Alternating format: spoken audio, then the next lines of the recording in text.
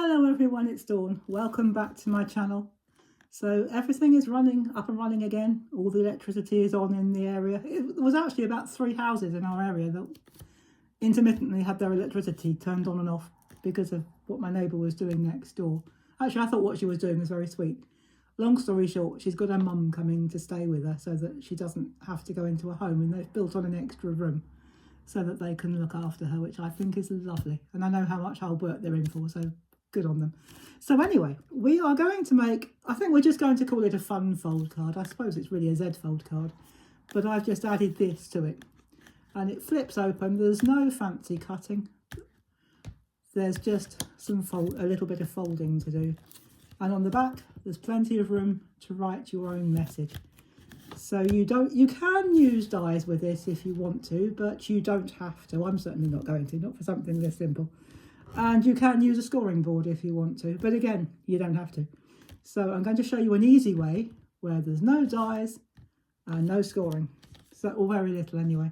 So I'll show you what I mean. Let's just pop that to one side. Now this, if I didn't say before, is a 6x4 card, but you can make this style of card in a 6x6, 5x7. I suppose you could even use it as a circular card if you wanted to.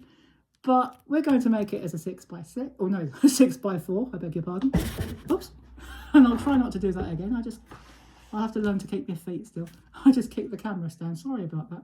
So I'll move my feet out the way. And we are going to make this fun fold Christmas card. Now this is one of those fantastic projects where you can use whatever you've got in your stash. So if you're like me and you've got drawers and cupboards bulging with Christmas stash and you think, now what on earth am I going to do with this? Especially if you've got some scraps. This is a great project for your scraps. And if you've got odd ephemera that you've got lying about, you can use that as well. So let's get started. So as I say, this is a 6x4 and it's an ordinary. You have it an 8x6 and fold it in half if you wanted to do it from scratch. So that would be an 8x6. And you fold it or score it in half. But I didn't even score it. All I did was I cut mine out, folded it over and used my finger to press it down. And these bits, when we fold them back, they will measure, and I will put all of these measurements in the description box. Just click on the word more and it'll drop down.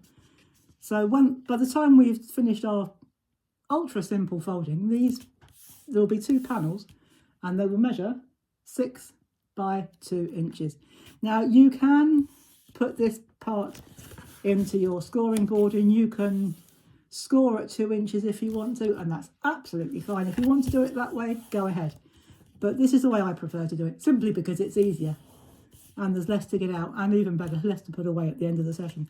So all I did with mine was I held it down with 2 fingers and I folded the edge back so that the outer edges meet that fold line there, so it meets the left hand fold line. Then all you need to do is hold it into place so it doesn't slip, hold it quite firm, and then just give it a press. You can use your finger, you can use a bone folder. If you haven't got a bone folder, you can use the back of a teaspoon or the handle of a teaspoon. So use whatever you've got. You don't have to have anything special for this, or do what I do, use your fingers. Fingers were invented before tools. So use whatever feels comfortable for you. And it's going to open like that. So that's how we're going to do that. But we're not going to do anything on the back. If you wanted to put a little bit of decoration on the back, you can. Sometimes I do, but for this one, I'm not. I'm going to leave the back completely plain. And I'm going to show you a rather fun image I'm going to put on the front, but we'll save that. Leave the best till last. Or we'll leave the fun bit till last. Well, it's all fun, but you'll see what I mean as we go. So you will need a few mats. So on the inside, you will need a mat that measures 6 by 4 inches to cover this bit. And I am going to use, if it doesn't if it doesn't slide off the table, I hope it doesn't, I'm going to use my ordinary glue stick for this. This is just a strong glue stick. Now, as we've said before, if you want to test the strength of your glue stick, have a look at it. If it's nice and thick and creamy like this one is, then it's a strong one. If it looks a bit thin and weak, then it's probably not so strong, but still suitable for a lighter weight card or maybe a paper. But this is only a thinnish paper anyway. So this came from a pack from a magazine. I think it was from Simply Cards and Papercraft, but don't hold me to that because I could be wrong. So I'm just going to put that down like that. Just rub that little bit of glue out the way. And then I have another mat to place on top of that, which measures 5.5 by 3.5.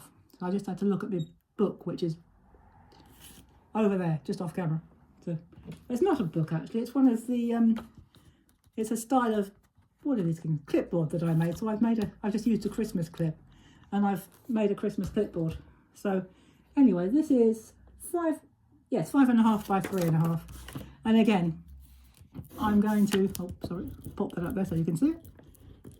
And we're going to put that on and we're going to do this together in real time so that you can see it building up.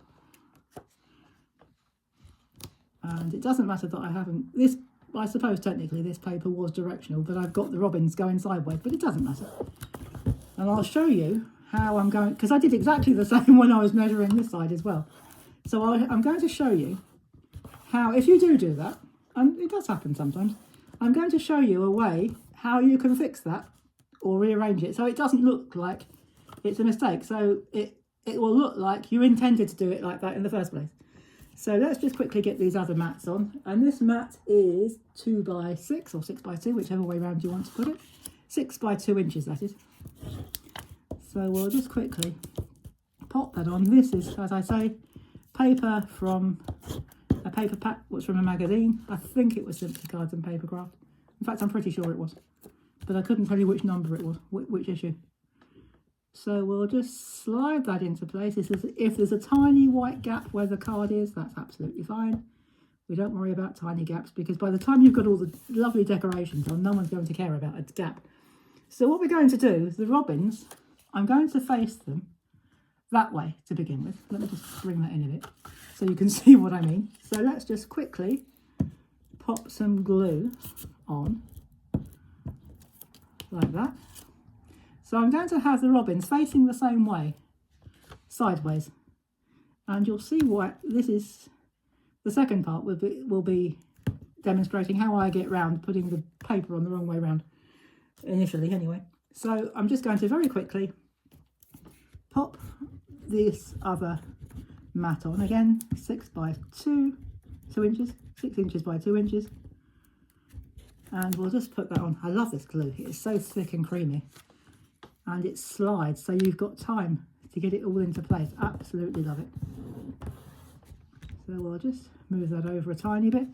And then what I'm going to do with this one, this other bit, which is, did I say what the other mats were? 1.5 by 5.5 if I didn't say. But they'll be in the description box anyway. This is 1.5 by 5.5. So again, we'll just, I'm glad I've got another glue stick out because I think this one's just about to run out. But that's okay. We've got another one on standby. We're doing good. So what I'm going to do with this one, I'm going to turn it round and face it the other way so that the robins are facing that way. So you've got some facing that way and some facing that way. So that when you actually look at it, it doesn't look like you've done it wrong or I've done it wrong. So it looks like that's how we meant to do it all along. So there is our floppy bit so far. Now, I found, again in my stash, in my ephemera stash, I found a wonderful little wreath that says Merry Christmas. So this is going to be a Christmas card. You could make this for any type of card. If you don't want to make a Christmas card, you could make a winter wishes card or even a winter birthday card. But as we've got the Merry Christmas, now that's the last of that glue, so I'm going to pop it over there. But as I've got the Merry Christmas, we are going to make this into a Christmas card. So I'm going to just stick that there. And of course, if you use glue, you've got time to get it in the right place so that it's straight. So there we go. So when you open it, you've still got something nice to look at. Now, this is fun.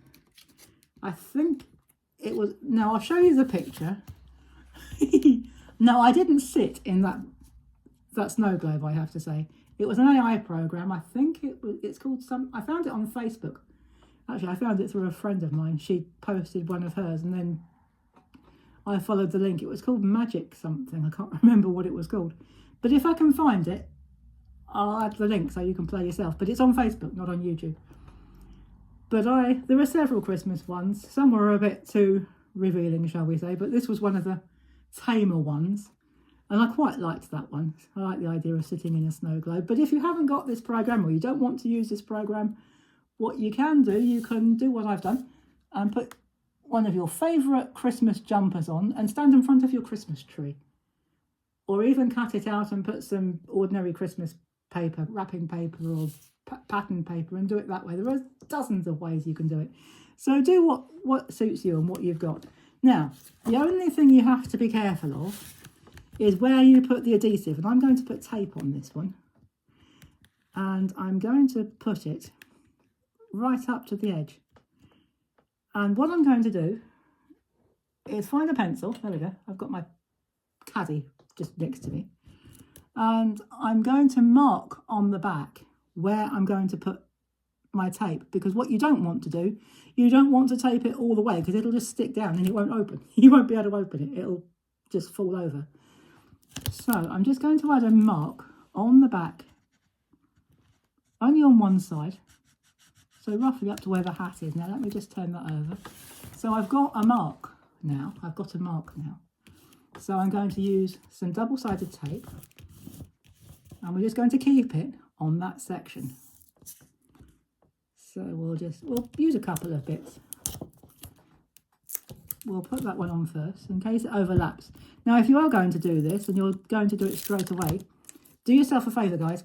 Take the backing paper off first, because if you put it on and the next bit overlaps, it's hell on earth to try and get the backing paper off underneath if you've already got a bit of tape on top of it.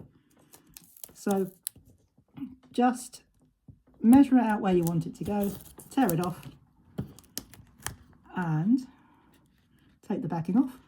If I can get it off, oh dear, got glue on my fingers. So we're going to bring that in like that.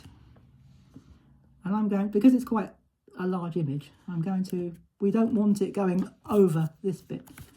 And I want it more or less in the middle. So if we stick it, yeah, it doesn't have to be exact. Yeah, about there will do. So we'll stick it down. And there you go. So some poor soul's going to have a photo as their Christmas card with me on it. That'll ruin it for them, won't it? That'll ruin their Christmas. So there we go. There is our fun fold card, or you could call it a flip fold card if you want to, because it does flip. But I think we'll call it, it's really a Z fold card with a bit on the front. We won't call it that. We'll call it a fun fold card. Or if you want to do it, you can call it a flip fold card, but I'm going to call it a fun fold because it is good fun. And I've got plenty of room to write my message on the back for whoever this is going to. This will be to a member of my family, so that I don't think anybody else will be expecting me to send them a card with an image like me. Especially, they won't be expecting to see me like that. But you don't have to use that. As I say, use your favourite jumpers or your winter clothes and just cut it out and paste it in over the top of something like this. Some paper, whether it's pattern paper or even wrapping paper, anything you've got. Use anything you've got. And of course, you don't have to do that at all if you don't want to. But that's just if you want to do something a little bit different and make your greeting cards a bit more personal. This is the way this is the way I would do it anyway. And only because I found through a friend of mine that fantastic app. As I say, I will look it out. It's called Magic something, but I can't remember what the something's called. So, and it is on Facebook. So if I can find it, and if it'll let me add a link, because sometimes these apps don't let you add links. If I can find it, I will add it. And if it won't let me add the link, I'll just put the name and you can search for it. So I'm sure I can probably find it. Oh, sorry about that. I was distracted. There was a tap on the window. And it's a little magpie tapping his beak on the window at me. So hello, magpie. Oh, there he goes. So he quite often comes and says hello. I think he's attracted by the brightness of my window. So there we go, guys. There is our fun fold card. And I've used, well, this is an AI generated picture, but as I say, you can do yours however you like, or you can just put something completely different. So do what suits you, do what you like to do, use what you've got, make a mess like I've done, as you would know if you've seen the rest of my table. Have fun, and enjoy making your fabulous Funfold Christmas cards, or any other card, or greetings cards. Let's call them a greeting card. And I will be back next week, hopefully, with another project for you. And in the meantime, do take care, everybody. Have fun, and as always, happy crafting. Bye-bye for now.